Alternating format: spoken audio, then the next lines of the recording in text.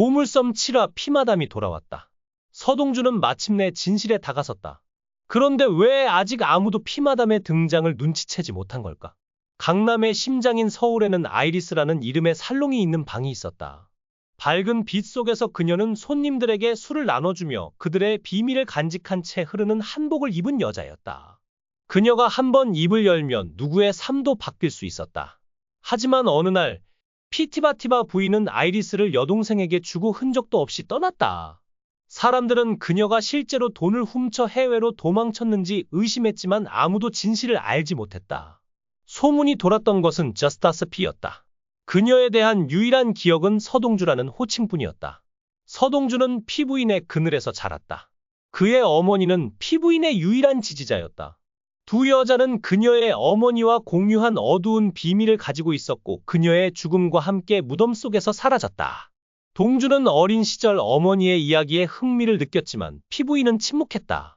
동주의 여동생 연주는 아그네스 수녀가 되었고 어린 시절 수녀원에서 자랐다. 어머니가 돌아가신 후 형제들을 돌본 사람은 피부인뿐이었다. 그녀는 동주를 키우는 동안 한 번도 동주의 과거에 대해 이야기하지 않았다. 하지만 동주는 피부인의 눈에 숨겨진 두려움과 후회를 알아차릴 수 있었다. 그날 저녁 동주는 피부인의 집을 찾아갔다. 그녀는 아이리스 근처의 황폐한 아파트에서 술병을 옆에 두고 혼자 이야기를 나누고 있었다. 방은 희미하게 밝았고 공기는 무겁고 램밥이었다. 취한 듯 보이는 피부인은 창틀에 앉아 창문을 바라보고 있었다. 부인, 당장 말씀해 주세요. 제 어머니가 왜 돌아가셨어요? 그날 밤 무슨 일이 있었어요? 동주의 목소리는 떨렸지만 경멸이 넘쳐났다. 오랫동안 묻고 싶었던 질문이 마침내 그의 입에서 나왔다. 피부인은 멍하니 그를 바라보더니 웃기 시작했다. 그녀의 웃음은 파괴적이었다. 정말 이게 흥미있어. 그럼 준비해야 해. 진실을 알게 되면 다시는 본래의 상태로 돌아갈 수 없을 거야. 그녀의 말은 경고를 표했다. 피부인은 바닥에 몸을 던지고 동주를 힘겹게 바라보았다. 내 엄마는 죽을 수밖에 없었어. 그게 그녀가 택한 길이었어. 그때 동주의 심장이 떨어졌다. 무슨 말이야? 내 엄마가 스스로 선택한 거야. 이게 무슨 뜻이야? 피부인의 한숨에 이어 고개를 저었다. 검지손가락이 휘둘렸다. 그날의 기억이 다시 몸에 붙은 것 같았다. 아직 준비가 안 됐어, 동주야. 진실을 알게 되더라도 이해할 수 없을 거야. 하지만 동주는 멈출 수 없었다. 그는 더 이상 그와 함께하지 않는 숨겨진 마담피와 함께 살 수 없었다. 그는 진실을 알아야 했다. 그럼 말해. 내 어머니가 돌아가신 날 밤에 무슨 일이 있었니? 마담피는 한숨을 크게 쉬며 창문을 통해 낮은 목소리로 말했다.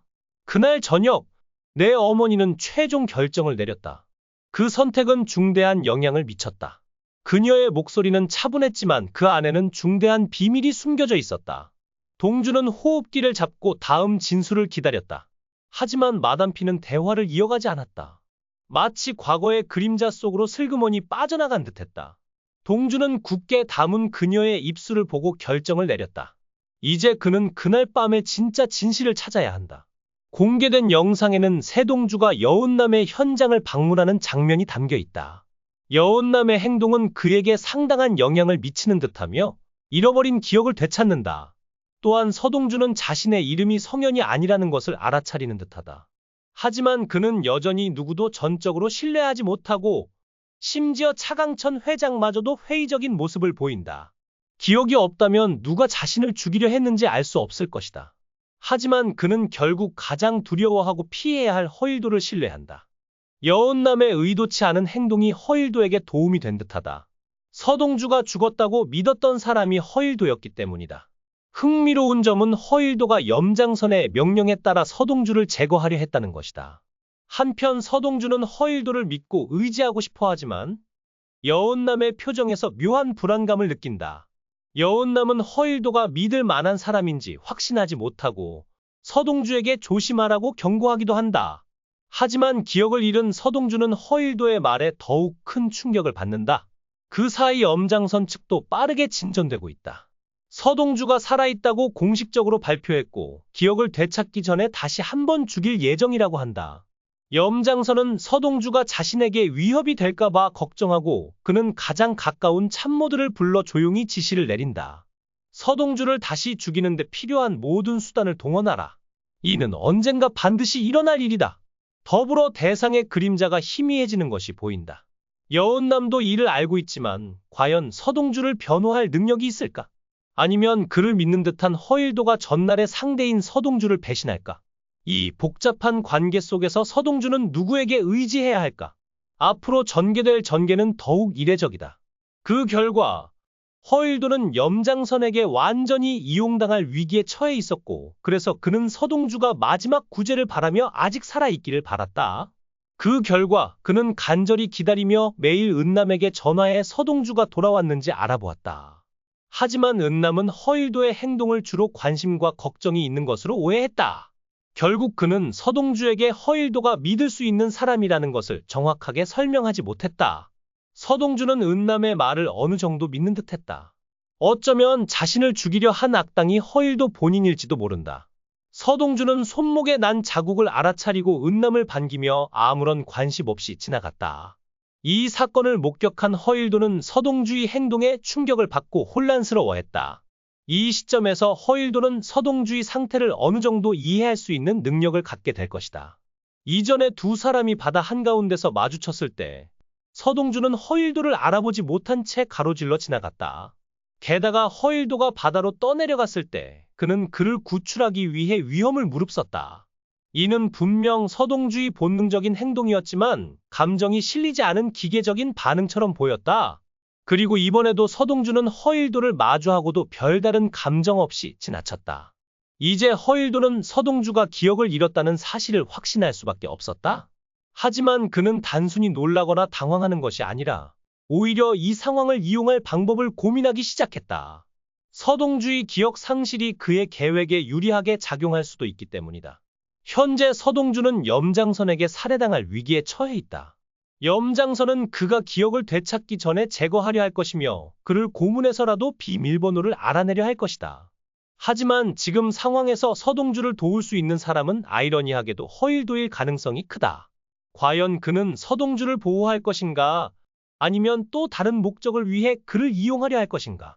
한편 서동주의 기억 상실을 아는 사람은 현재 은남뿐이다. 장선 역시 아직 이 사실을 모르고 있으며 서동주를 자신의 계획대로 움직일 수 있는 카드로 생각하고 있다.